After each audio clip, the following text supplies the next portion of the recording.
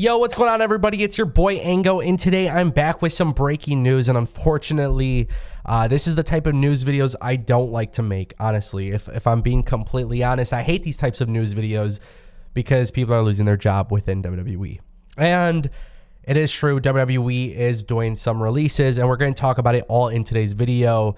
If you guys are unaware, I just announced that the Ango show is coming live to Twitch. This is not going to change anything within this YouTube channel. You're going to continue getting your daily YouTube videos filled with news. But if you guys want to check out the Ango show, check out the link in the description down below.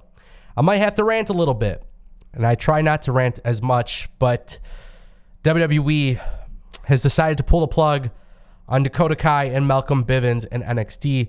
This was first reported by Sean Ross Sapp of Fightful.com, and I don't know what the hell is happening here. I don't know why WWE is doing this, but I want to talk a little bit about this in depth because now I'm even confused. In the past, if you've ever heard me cover the news videos like this in which WWE releases talent, I've said, look, I understand WWE is going through a change. They're looking for more characters. They're looking for young talent, young up-and-coming talent with talent inside the ring, but also on the mic as a character, as a persona. I don't understand this. In the past, I understood it because there was a shift in the company's direction as an overall entertainment brand.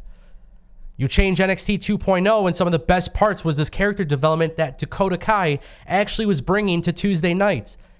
Nonetheless, the Creed brothers, this fantastic tag team, they're great. But you know what made them really good? What made them really good was seeing them paired with Roderick Strong and Malcolm Bivens. And as much as I love all of the talent in this group, Ivy Nile, Creed brothers, at one point Hideki Suzuki was on there. And then, of course, you also had Roderick Strong. It was very clear Malcolm Bivens being the mouthpiece was the right decision because nobody in that group really had the ability to get the crowd to react to the words coming from the mouth. And that's what Malcolm Bivens did. And that's why I'm really blown away that WWE made this decision to get rid of Dakota Kai and Malcolm Bivens because truth be told, it's just weird. It doesn't make sense to me. Now, one thing that Sean Ross Sapp mentioned, which I thought was very interesting, Sean Ross mentioned that Malcolm Bivens was asked to re-sign in February. So just 2 months ago, he was asked to re-sign, but he made it clear that he did not want to do so. So obviously, Malcolm Bivens probably did not want to be in WWE at that point. Now, I don't know what the future may look like for both of these two. And I know every time we talk about releases, the conversation of AEW gets brought up. But I want people to think realistically about Dakota Kai's future. I don't want to speculate on future releases. We know there's more releases coming. I don't want to speculate. But I think this round of releases is one that is like, I think it kind of tells you who you might expect to be released next. But let's look at this from a perspective of AEW and who they signed. The women's division is a very big topic right now as it stands. And truth be told, I would be lying here if I told you that AEW has done a phenomenal job with Ruby Soho. They've been inconsistent with Ruby Soho, and I think that's an area of improvement for All Elite Wrestling.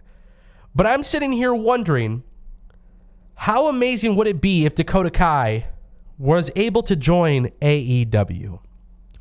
Not only would we see amazing matchups for Dakota Kai in AEW, but I also get the feeling that Dakota Kai would fit in very well with the culture that they've implemented there, especially when you consider what they've been doing with AEW Arcade, AEW Games.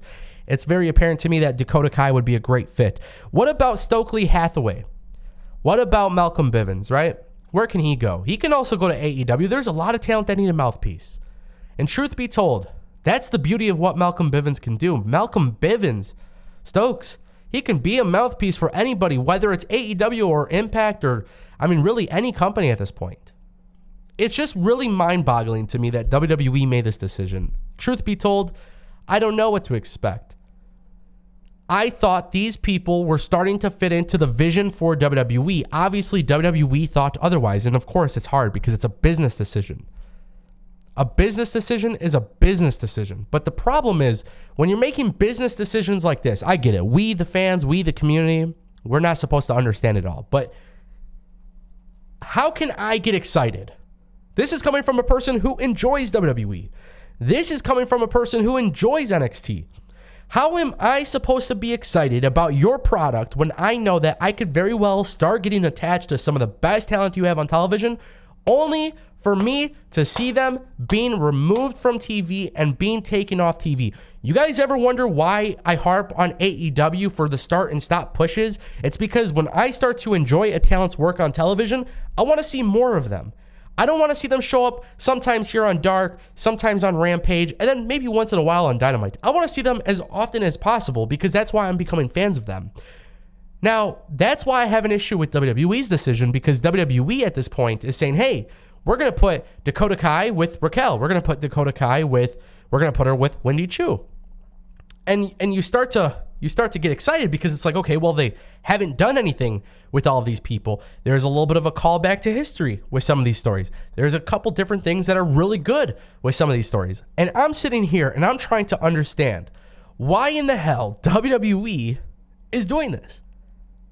Again, I know I'm ranting a little bit, but it's become evident to me that WWE is going to keep doing these business decisions, and whether they're right or wrong, WWE will keep on moving on. They're going to continue being successful. Truth be told, NXT is still going to be a good product, but it's going to be a good product without some of my favorites being on there. And that is where it gets really hard to emotionally invest in the product itself.